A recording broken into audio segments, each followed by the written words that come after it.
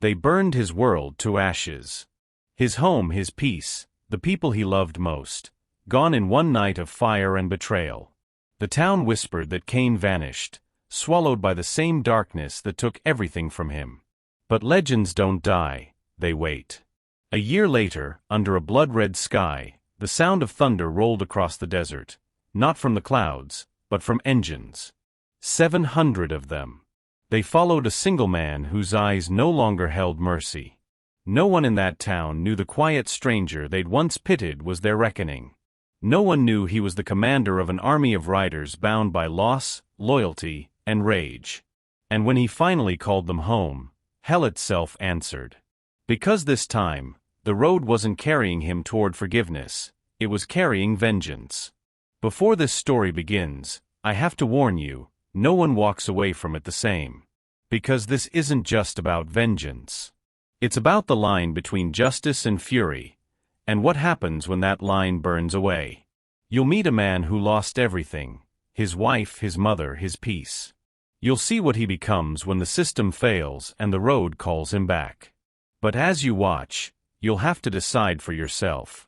Is Kane the hero who stood up when no one else would? Or the monster the world created when it took too much from him? Stay till the end before you answer. And if you stand with loyalty, justice, and the good that still fights in broken men, hit subscribe and ride with us. Because tonight, you don't just watch the story, you choose your side.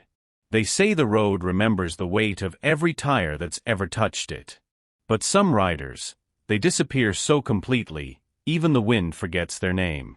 For years, the small town of Iron Creek knew only one man who could calm its wildest storms, a quiet biker named Kane. He wasn't famous. Not even close. He didn't chase glory, money, or headlines. He chased silence, the kind that comes from engines purring in unison, from sunsets swallowed by the horizon. To most people, Kane was just another man in leather and steel. But to the folks who truly knew him, he was something else, the steady heartbeat of a community that had forgotten what loyalty meant. Kane wasn't born into the chaos of engines. He built his life around them. Every piece of his bike was touched by his own hands, every bolt tightened with patience, every ride a quiet prayer to the road. And when he wasn't riding, he was home, with two women who kept his world balanced, his mother, Evelyn, and his wife, Rose. Evelyn was the kind of mother who could tame any storm with a stare. She'd raised Kane on stories of mercy and courage, two words that didn't seem to fit in the world he rode through, but she made them real. And Rose, she was the laughter in the garage. She brought warmth to a world of oil and metal. She'd paint Kane's tools red so he could find love in the rust, she used to say. To the people of Iron Creek, Kane and Rose were proof that even the roughest riders could live gentle lives.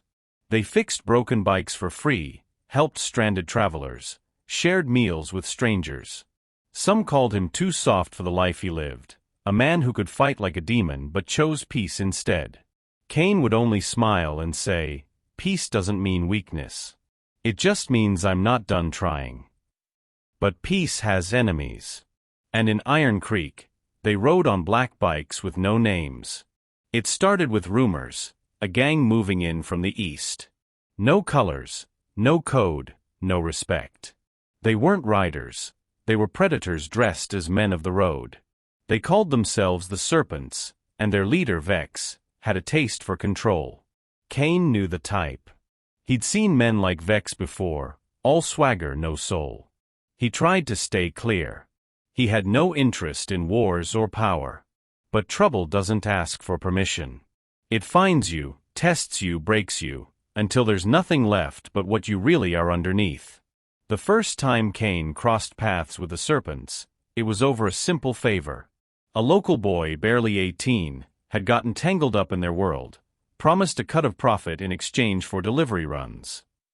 Kane found the kid beaten behind his shop one night, left as a warning to anyone who refused to play along. He patched the boy up, drove him home, and told him to stay off the roads until he was ready to ride for something worth dying for. That same night, Vex sent a message. A single bullet, lodged in Kane's garage door. No note, no words, just the promise of darkness. Still, Kane didn't bite. He'd fought enough battles to know when walking away was the braver choice. But you can't walk away from evil forever. Sometimes it follows you home. One Friday evening, the sun dipped low over Iron Creek, bleeding red into the dust. Rose was setting the table. Evelyn was humming an old song by the window, one Kane's father used to play before he died on the road. Kane was late closing up the shop, his hands blackened with grease and sweat. He was thinking about dinner. About how peace was finally settling in again. And then the engines came. It wasn't the kind of roar that bikers recognize. This one was heavier, meaner. It didn't hum, it growled. Before Kane could step outside, the sound turned into chaos. Tires screeched, glass shattered, fire cracked the air. His home, the only place that ever made him feel human, became a battlefield. He ran through the smoke, calling for Rose, for Evelyn, but the answers never came. The serpents didn't just come to scare him. They came to erase him. By the time the flames died, the town had gathered in silence.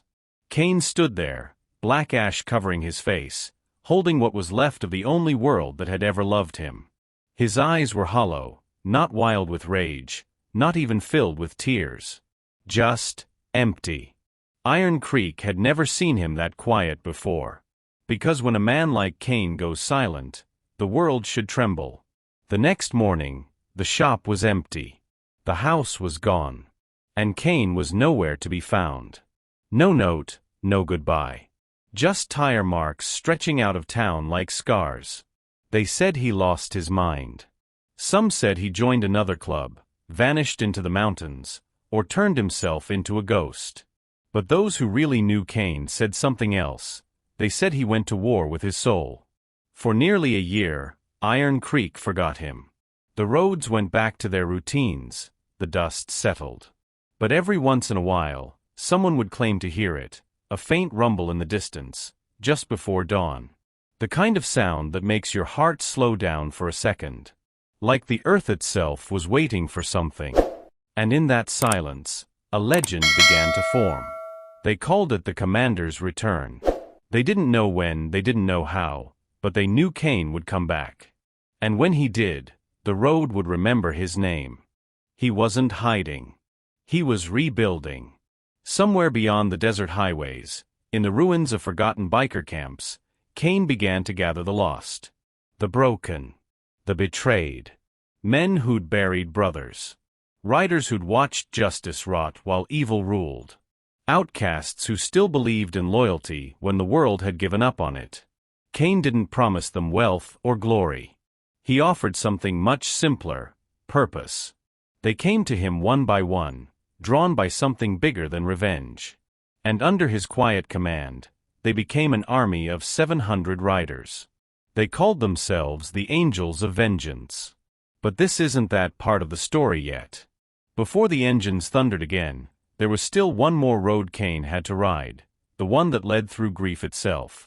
When he first vanished, Kane rode without a destination. For days, he didn't speak. Didn't eat much.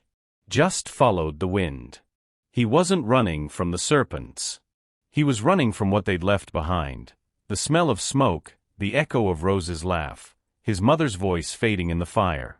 He found himself in a small, nameless town, the kind where even the churches looked tired. He parked his bike outside a diner that hadn't seen a customer all day. The owner, an old man with more wrinkles than teeth, poured him a cup of coffee without asking questions. Kane sat there for hours, staring at the cup, watching the steam rise and vanish. The old man didn't pry. He just said, "The road takes, son. But sometimes, it gives back too. You just gotta stay on it long enough." That night, Kane slept in the back of his bike. When he woke, the sun was cutting through the mist like fire. For the first time in months, he felt something different. Not peace, not yet, but a direction. He didn't know what he was building. He only knew why. He started writing to old contacts, men who owed him favors, old brothers from the days before Rose, before Iron Creek. Some turned him away, scared of what his presence meant. Others listened, saw the fire behind his eyes, and followed. Word spread fast. A lone rider was calling the fallen to rise again. But even in those early days, Kane refused to let hatred lead him. He carried Rose's necklace around his wrist, a reminder that vengeance without heart becomes just another form of evil. And so he built something that wasn't just about payback, it was about balance. About sending a message that the road still had rules, and some men were still willing to enforce them. As he gathered strength, he also gave it. He stopped for stranded travelers, helped rebuild an orphanage outside Redwood Pass, even fixed an old veteran's bike for free. Kindness wasn't weakness, it was his rebellion. In a world that fed on cruelty, Kane chose compassion as his weapon. Still, every night, when the engines cooled and the fires dimmed, the ghosts came back. He'd see their faces in the smoke. Rose smiling. His mother humming. And then he'd hear it, the echo of Vex's laugh in the distance. The man responsible was still out there, untouched. Protected. Growing stronger. That's when Kane stopped calling it grief. He started calling it purpose. One night, as he stared into the desert horizon, he whispered to the stars, "You took everything I had. Now I'll take everything you stand for." And somewhere out there, maybe in Iron Creek, maybe in the dark halls of the Serpent's new empire, someone felt the chill of that promise. Because vengeance, when born from love, doesn't fade. It waits. It breathes. It plans. And that's exactly what Kane was doing. Months passed. His ranks grew. 50 riders turned to 200. Then 300. They trained, organized, swore an oath to ride only for justice, never for bloodlust. Kane made them promise, "We don't become what we're hunting. The moment we do, we lose everything we're fighting for." But no matter how many riders joined, the pain never dulled. He still woke to the sound of phantom engines and screams that weren't there. It was during one of those sleepless nights that Kane found an old letter in his jacket pocket, one Rose had written before she died. It was short, a few words barely holding together. "If you ever lose me, don't lose yourself. The road will bring you back." He read it until the ink blurred from his tears. And in that moment, the war within him changed shape. This wasn't just revenge anymore. This was resurrection. He decided he would return to Iron Creek, not to burn it down, but to remind it what loyalty once meant. And as he set out for that ride, he whispered the only prayer he still believed in, "Let the road remember me." For 10 long months, Iron Creek had healed just enough to forget its pain. The people spoke of Kane like a myth. The serpents ruled in silence, growing fat on fear. They thought the story had ended with his disappearance. They were wrong. Because one morning, before the sun even rose, the townsfolk heard something faint, a low, distant rumble that didn't sound like any storm. It grew louder, stronger, until windows trembled. When they stepped outside, all they saw was a cloud of dust moving across the horizon. And at its head, one lone headlight cut through the darkness like a blade. Kane had returned. But before the war began, before the engines roared and the world remembered his name, there was one thing he wanted everyone to understand: what loss really costs a man. And that's where this story begins. If you believe no family deserves this kind of pain, hit subscribe. This ride's just getting started. The dust reached Iron Creek long before Kane did. It rolled across the desert like a whisper of old sins returning home. By the time the first headlight broke the dawn, every soul who still remembered him felt the air tighten. No one spoke his name, but they all knew, some ghosts don't stay buried. Kane rode alone that morning, the horizon glowing red behind him. The leather on his jacket carried the cracks of 1,000 miles. On his wrist, Rose's necklace still caught the light. He wasn't coming back to be seen. He was coming back to remember where the pain began. When he stopped at the edge of town, the road was silent. The same diner still leaned on its broken porch, the same church bell hung crooked, and the same scars marked the earth where his home once stood.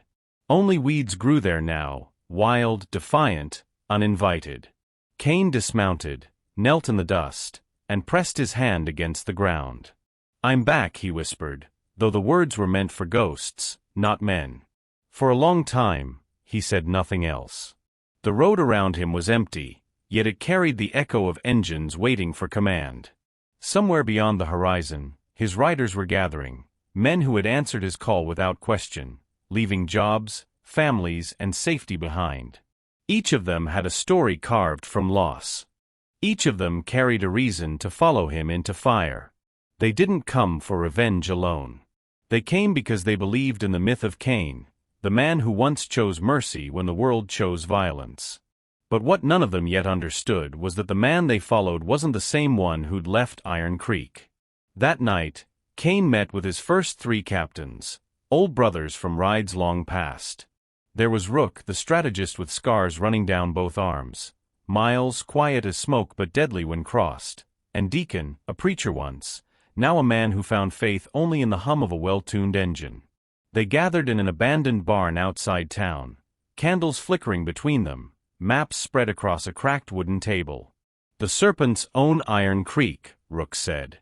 "They've got numbers, money, and the sheriff in their pocket." Kane's eyes didn't move from the map. "Then we take what they think they own. One piece at a time." Deacon frowned. "You're talking about war." Kane shook his head slowly. "No. War is what they understand. I'm talking about order." Miles leaned back, folding his arms. "Order? After what they did to your family, you still think order matters?" Kane finally looked up. His gaze was calm, cold, but not cruel. "If we become them, then Rose dies again. Every day." The barn went silent. The men understood. They'd seen revenge twist good souls before. But Kane's restraint wasn't weakness. It was control, the kind that frightened even the loyal. Outside, the wind picked up, scattering dust across the desert.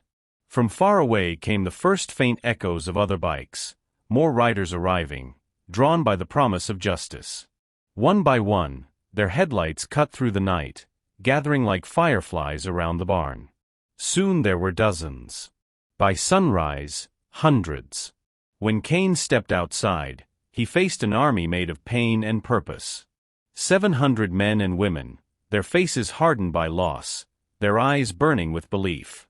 Some wore jackets with patches from dead clubs, some carried the names of fallen friends on their arms. They didn't cheer when they saw him. They stood in silence, the kind of silence that carries weight. Then Kane spoke. "Brothers, sisters, you're not here because of hate. You're here because something in you refused to die. The world took what it wanted from us, but it can't take who we are. We ride tonight, not to destroy, but to remind. There are still rules on this road. There is still justice." A roar rose, not of words, but of engines revving in unison, a sound that cracked the morning open. Iron Creek had never heard anything like it. For days, the angels of vengeance moved like shadows. They didn't attack outright. They dismantled the serpents quietly, one racket at a time. A warehouse of stolen parts disappeared overnight. A drug route was cut off. A dirty cop found his cruiser stripped and parked outside the station with a note that read, "The road sees everything." Kane planned every move with precision. He didn't need chaos, he needed message. And the message was simple: the road belongs to the righteous again. But righteousness has a price. The more the angels struck, the more attention they drew. Rumors spread fast. Some said Kane was back from the dead, others swore he was possessed by vengeance itself. People began to take sides. Shopkeepers left food and fuel on the roadside for his riders. But the serpents were not sleeping. Vex had built an empire on fear, and fear doesn't surrender quietly. Vex's men started to retaliate, burning safe houses, ambushing lone riders. Each strike drew blood, and with every loss, the line between justice and fury blurred a little more. Late one night, Rook confronted Kane. We're losing brothers. How long do we keep turning the other cheek? Kane's reply was measured, almost weary. Until the other cheek stops bleeding. Rook slammed his fist on the table.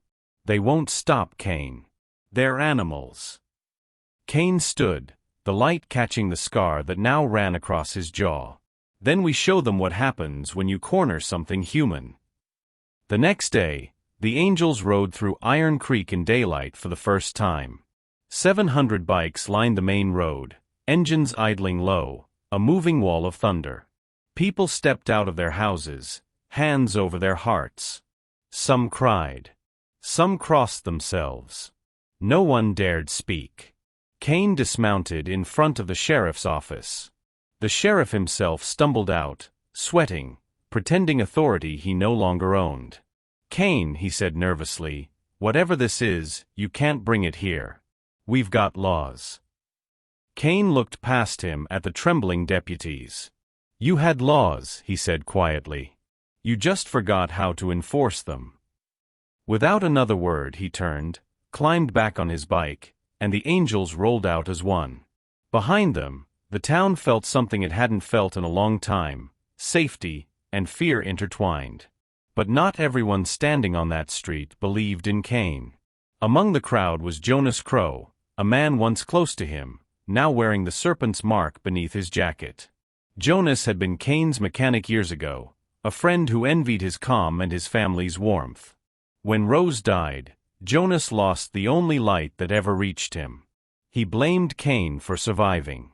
That night, Jonas met with Vex in the back of a neon-lit bar.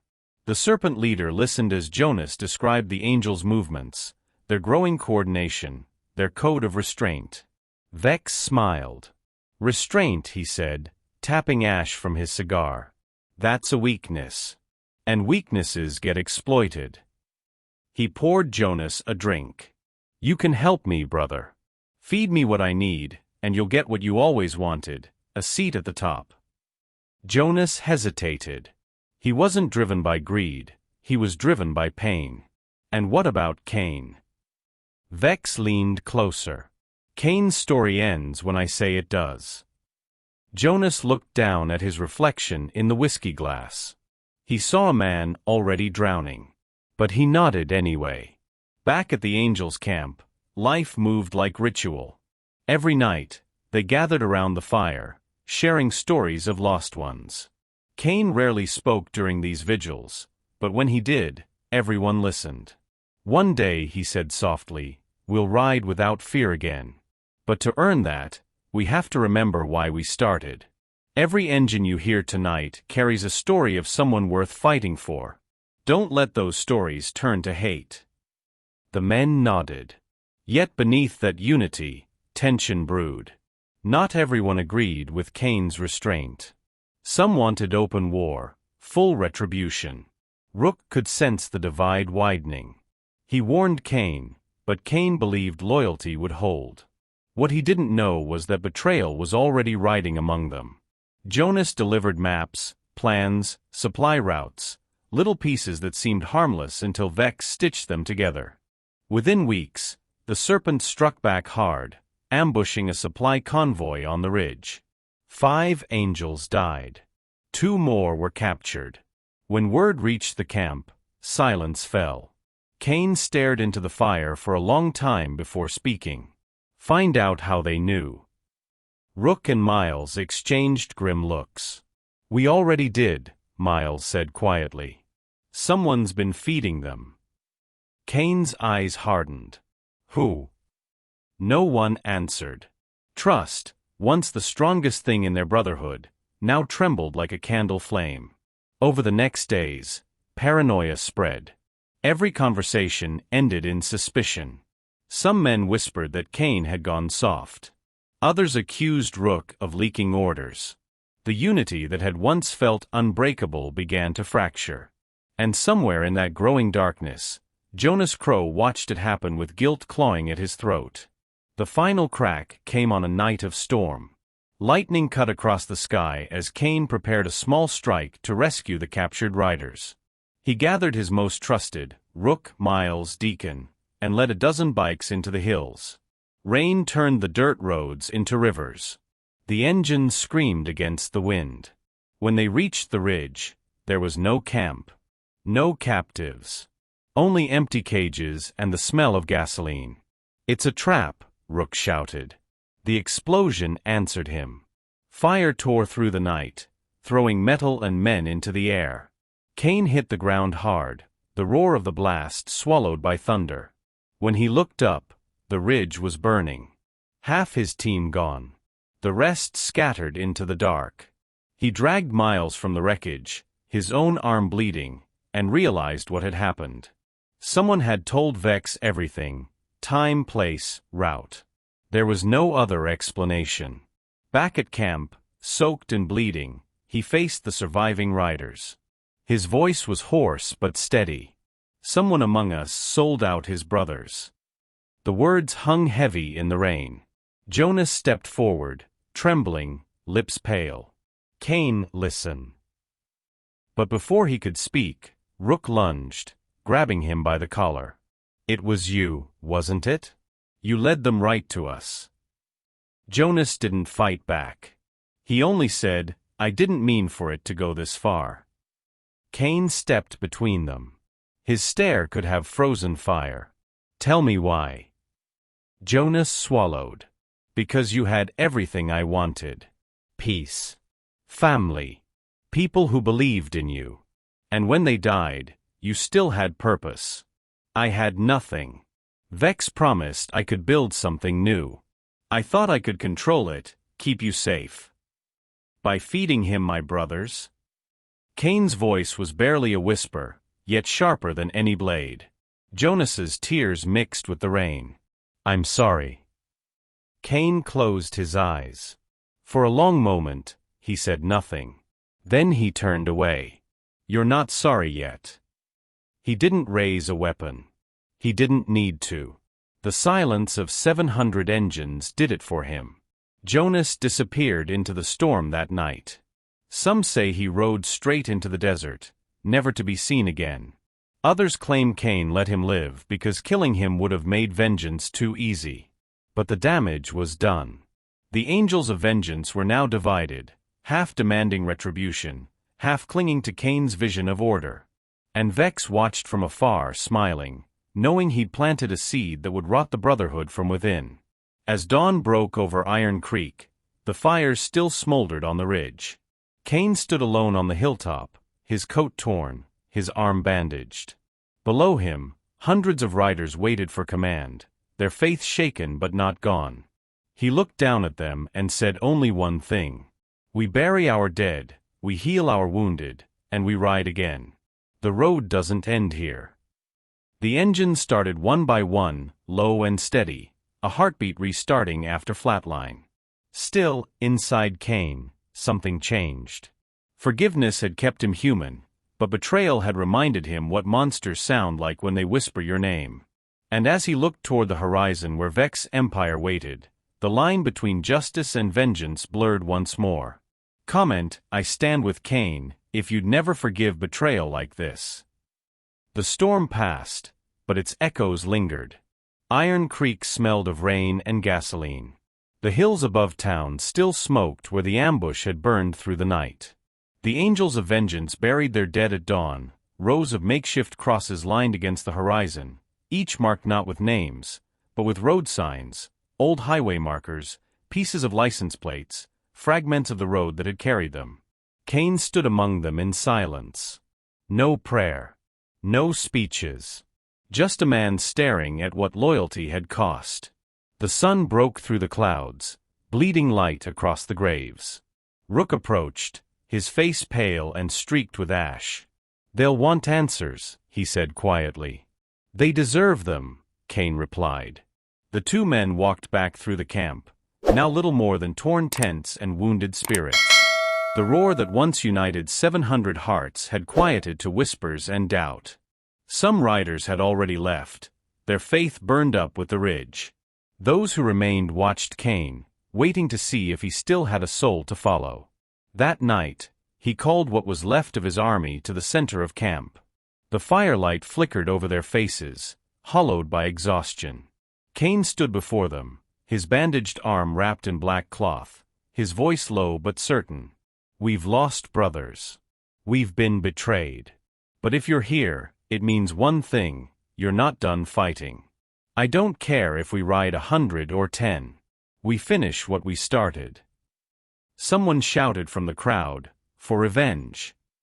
Kane paused. "For balance," he said. "The road needs balance."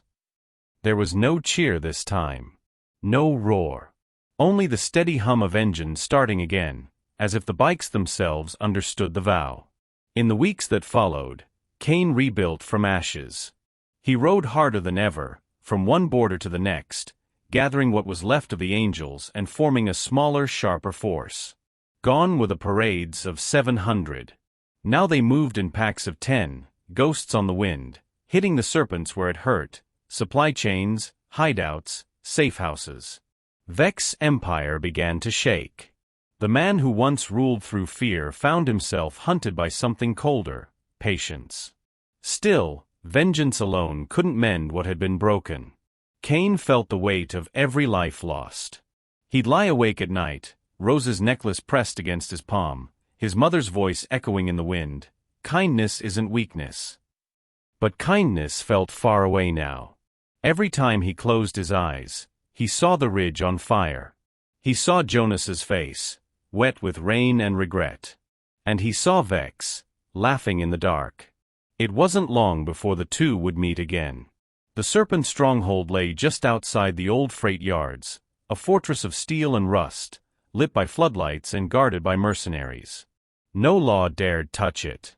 That's where Vex ruled, like a king with a throne made of bones. Kane studied the place from the shadows, his eyes tracing every exit, every weakness. He wasn't ready for an assault, not yet. He needed information. And there was only one person left who could give it to him: Jonas. He found him 2 towns over, living in a crumbling motel, drowning his guilt in cheap whiskey. When the door swung open, Jonas froze. He'd been waiting for this. Kane didn't draw his weapon. He just stepped inside, the air between them heavy as lead. "You should have killed me," Jonas muttered. "I almost did," Kane said. "But you don't kill a man for being broken. You kill him for staying that way." Jonas looked up, eyes red. "You think I don't know what I've done? Every night I see them. Every one of them." "Then do something about it," Kane said. "You still know Vex routes, his guards, his shipments. Help me finish this." Jonas hesitated. "Why should I?" Kane leaned closer, his voice a whisper of thunder. "Because redemption isn't begged for. It's earned." For the first time in months, Jonas felt something flicker in his chest. Hope, or maybe the chance to stop running. He nodded. "Tell me what you need." And so the 2 former brothers rode together again, side by side through the night, ghosts of who they used to be. The road didn't forgive easily, but it gave them both one more chance to write a different ending. Over the next days, Jonas guided Kane through the cracks in Vex's empire. He showed him where the serpents smuggled their weapons, where they laundered money, where they hid the men who'd burned Kane's home. Bit by bit, the commander began to dismantle the beast that had destroyed his life. But even as progress came, something darker stirred in him. The closer he got to Vex, the more the rage inside him grew. His men saw it in his eyes, the way he rode faster, spoke less, clenched his fists longer. He was drifting toward the same edge he'd sworn never to cross. One night, Deacon approached him by the fire. "You're changing, Kane." "Everyone changes," Kane said quietly. "Not like this," Deacon replied. "You taught us mercy. Now you ride like mercy's a sin." Kane looked into the flames. "Mercy has a price. Maybe it's time someone paid it." Deacon didn't argue. He just stared at the man who'd once saved him from himself and wondered how much of that man was left. Meanwhile, Jonas's information led them to a key serpent outpost, a weapons depot hidden beneath the old refinery. Kane's plan was simple: destroy their supply, cripple their reach. But the deeper they went, the more wrong it felt. Inside, they found crates of guns and fuel, but also cages. Cages holding prisoners. Women, children, drifters, used for labor, leverage, worse. Kane froze. The air thickened. He'd expected evil, but not this. He opened one cage himself, his hands shaking. The prisoners stared up at him with hollow eyes. One little girl whispered, "Are you the angel?" Kane swallowed hard. "No," he said softly. "Just the man who's going to burn the devil's house down." They freed everyone that night. The explosion lit the sky for miles, painting the desert red. And for the first time in a long while, Kane smiled, not with joy, but with purpose. But victory always draws vengeance. The next morning, the angels found one of their safe houses destroyed. Rook and 5 others, gone. No warning. No remains. Kane stood among the ruins, fists clenched, eyes burning. "He's coming for me now," he said. Jonas stepped forward, voice trembling. "Then we finish it." Kane looked at him, seeing not the traitor but the man trying to be something more. "We will. But not with hate. We end this the way it should have started, with honor." Jonas frowned. "Honor doesn't win wars." Kane turned to him. "No. But it keeps your soul when the war's over." The final move came days later. Kane had gathered what remained of the angels, less than half their former number, but stronger in conviction. Jonas rode at his side. The desert wind cut sharp across their faces as they approached the freight yard where Vex waited. The night was silent except for the distant hum of engines. The air tasted of oil and dust. Vex stood on a raised platform, surrounded by armed men. He looked down and laughed when he saw Kane ride in. "You really came back," he said, voice dripping with arrogance. "The ghost finally wants to die." Kane dismounted slowly. "No ghosts here, Vex. Just the man you made." Vex grinned. "You think this ends with you? You think killing me gives you peace?" Kane's eyes didn't waver. "I didn't come here for peace." The sound of hundreds of bikes filled the air behind him. The angels formed a wall of headlights. The ground vibrated. Kane raised a hand, and the engines died. Silence fell heavy. "This isn't your world anymore," Kane said. "You built it on fear. I'm taking it back." Vex stepped forward, sneering. "And what are you now, Kane? A savior?" Kane shook his head. "A reminder." Gunfire broke the silence. The yard erupted into chaos. Engines roared, metal clashed, the night filled with smoke and fury. But through it all, Kane moved with terrifying calm. He wasn't killing for rage. He was dismantling the machine of evil one cog at a time. Jonas fought beside him, his redemption written in every swing, every breath. When it was over, the yard burned. Vex lay cornered, his empire in ruins. He raised a trembling gun at Kane, laughing even through his blood. "Go ahead. Be the monster they say you are." Kane stared at him for a long time. The gun in his own hand felt heavy, not with weight, but with meaning. He lowered it. "I'm not your reflection," Kane said. "I'm your consequence." He turned his back and walked away as the angels surrounded Vex. None of them touched him.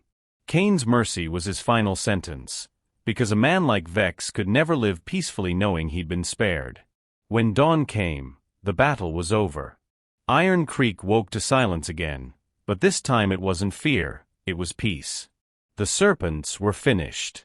The angels, though broken and battered, had become something else, keepers of the road. Kane stood on the same hill where his house once burned. The desert stretched before him, endless and quiet. Jonas approached, bruised but alive. "You could have killed him," Jonas said. "I did," Kane replied softly. "Just not the way he expected." He looked down at the town below, where people were already beginning to rebuild. "They'll tell this story 100 different ways," he said. "Some will call me a hero. Some will call me a fool. I don't care. I just want the road to remember we tried to make it right."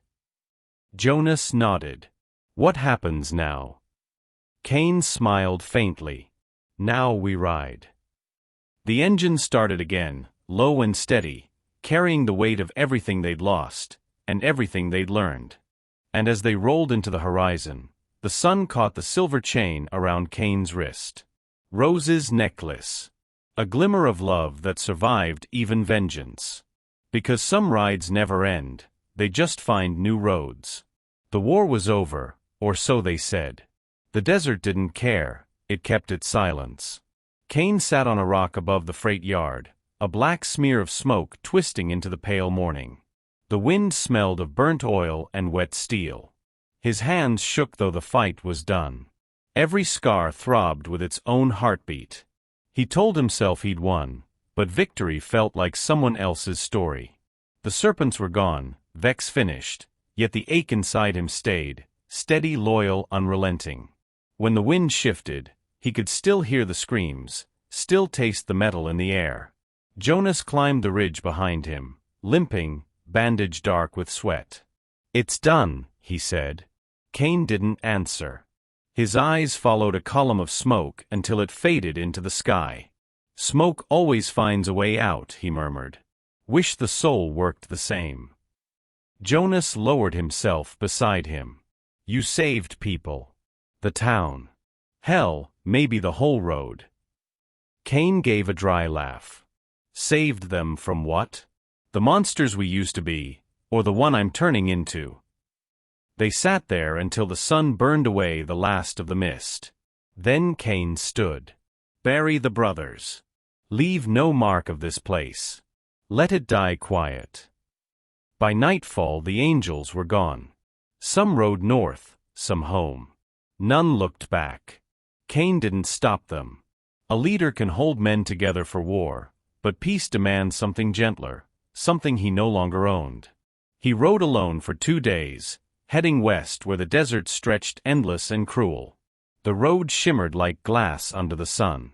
When he closed his eyes, he saw Rose standing at the kitchen window, hair in her face, smiling as if tomorrow was promised. "Don't look back too long," she used to say.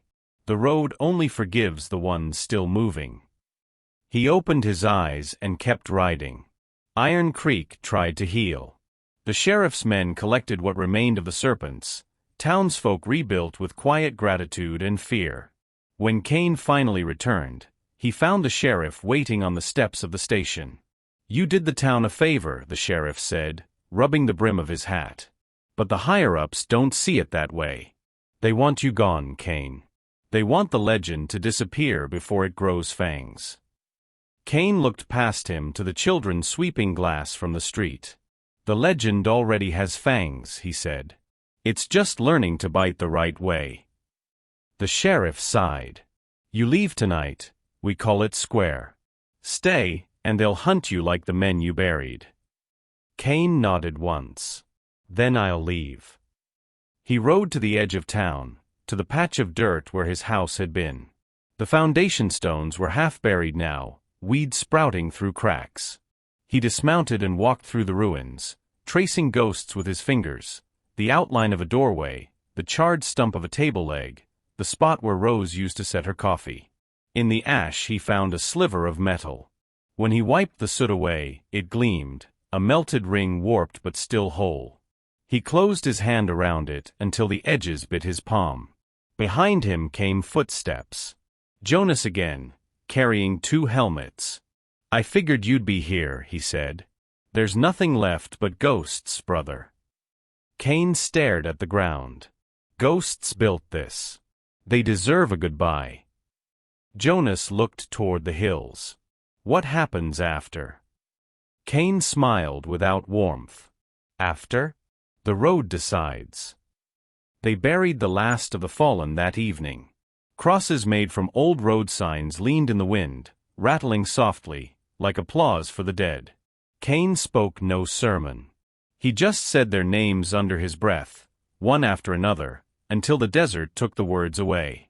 When the last name left his lips, he knelt, resting Rose's ring at the base of a cross.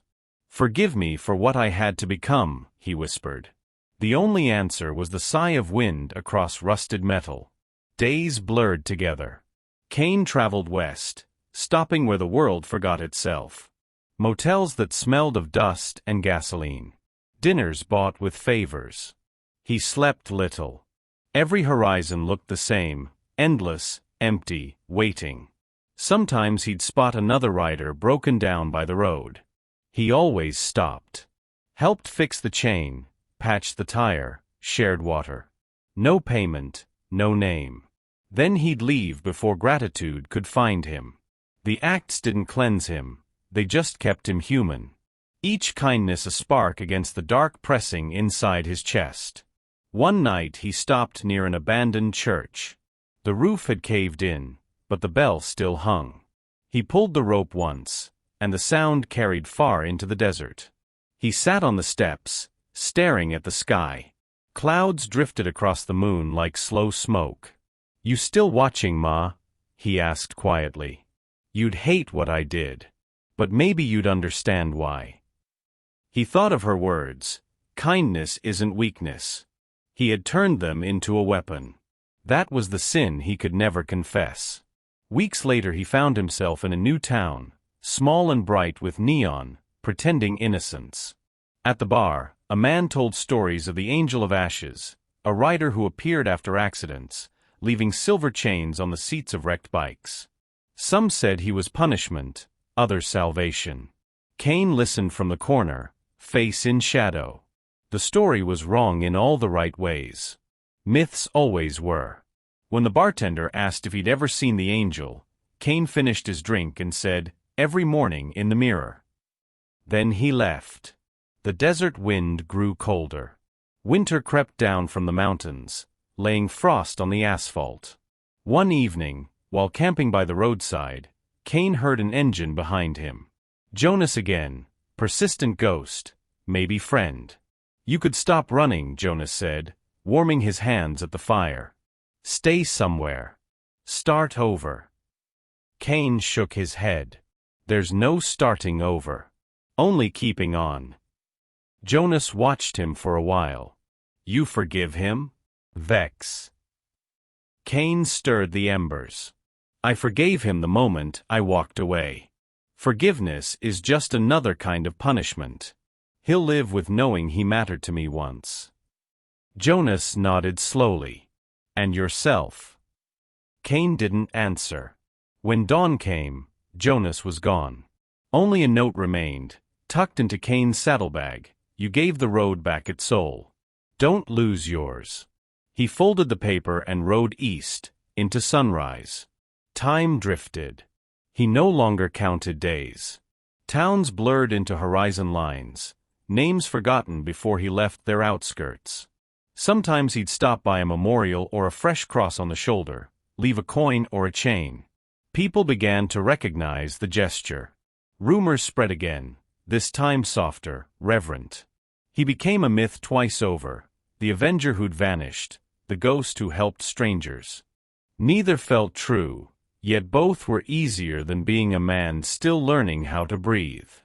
One evening, as the sun bled into the sand, Kane pulled over beside an overturned truck. Fuel dripped onto the road, catching the last light like amber. Inside, a driver groaned. Kane dragged him free, tied a bandana around the wound, waited until the man could stand. "Who are you?" the driver asked.